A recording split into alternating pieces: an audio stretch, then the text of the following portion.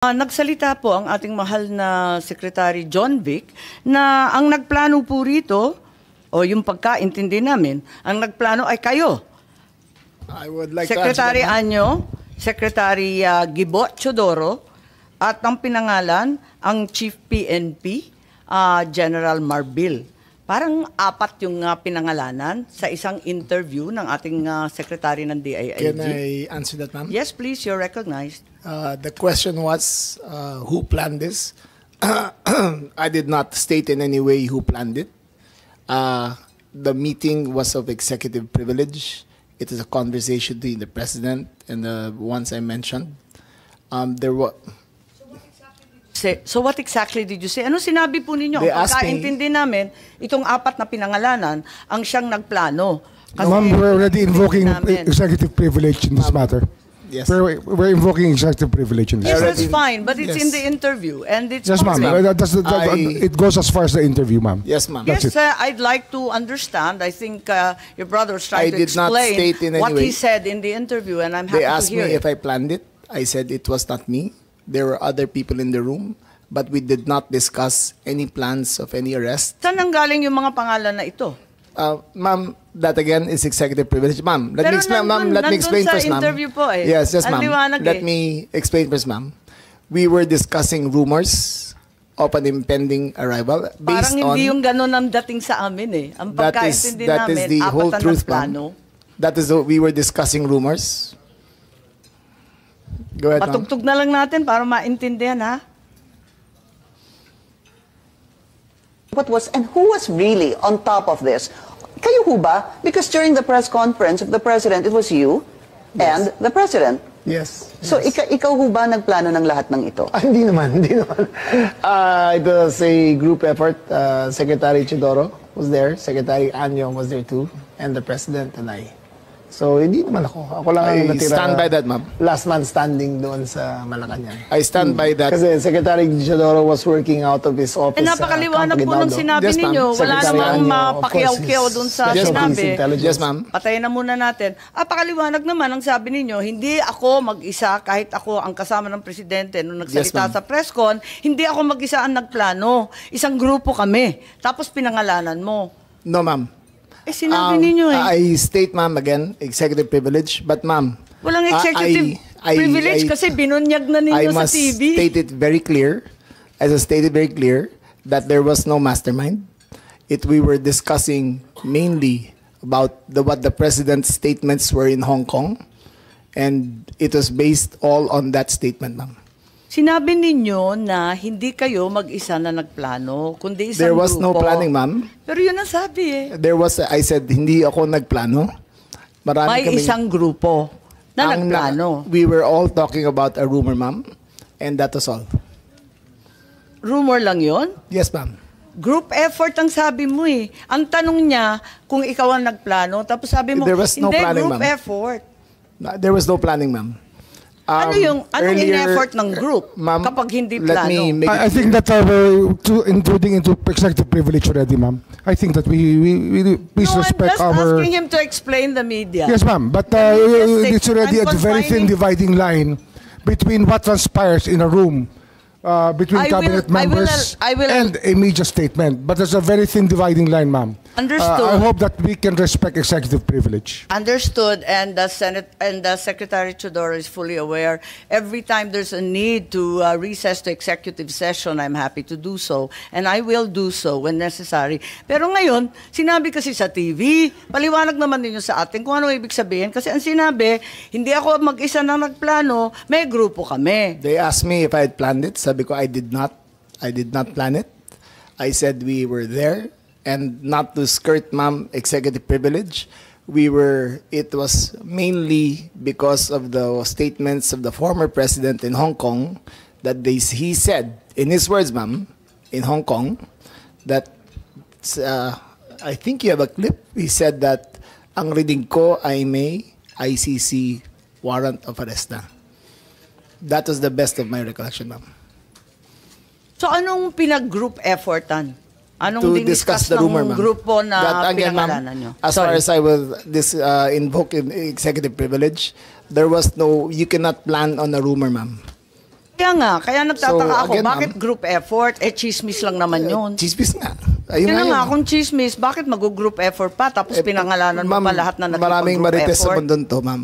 Dabis naman yung marites, dami-daming It marites was a sa amin. discussion of a rumor based on the statement of the president in Hong Kong. Nakakatuwa lang dahil chismis lang pala eh. Bakit sesentensyahan yung tao sa base ng chismis? It was a discussion of a rumor based on the statement of the president in Hong Kong. So you deny that you're part and parcel of the planning and that the other persons you named, hindi rin sila kasali dun sa pagpaplano? Again, ma'am, we were discussing the statement of the former president while he was in Hong Kong, that he said that he said, in his words, ang reading ko ay may warrant of arrest na ako. So that was the only basis of the conversation, ma'am. So ito yung group effort ninyo. Yes, ma'am. Pinagtulong-tulungan ninyo yung isang bahagyang chismis. It was, ma'am, all of that is, again, the statement of the former president, not ours. Okay, so walang kinalaman to. Pero para lamang sa kaprasong chismis, magtitipon-tipon pa yung mga sekretary ng gabinete. Nakakatuwa naman. Call it what you may, ma'am. Walang magawa. Opo. Anyway, nabanggit na paulit-ulit itong Interpol, ano? At nabanggit na ng SOJ. At alam naman natin. Yes po. Yes, Secretary Teodoro, please. Kasi kasali kayo eh. Alluded to, the Department of National Defense and the Armed Forces of the Philippines has no law enforcement mandate. Our sole mandate is to give support to the Philippine National Police when it is asked for. And therefore, such ends our jurisdiction.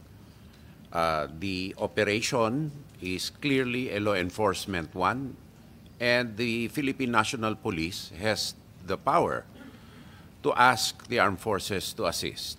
And that is the extent of the participation of my department and the armed forces of the Philippines. And all other matters in supporting the Philippine National Police are covered by operational security.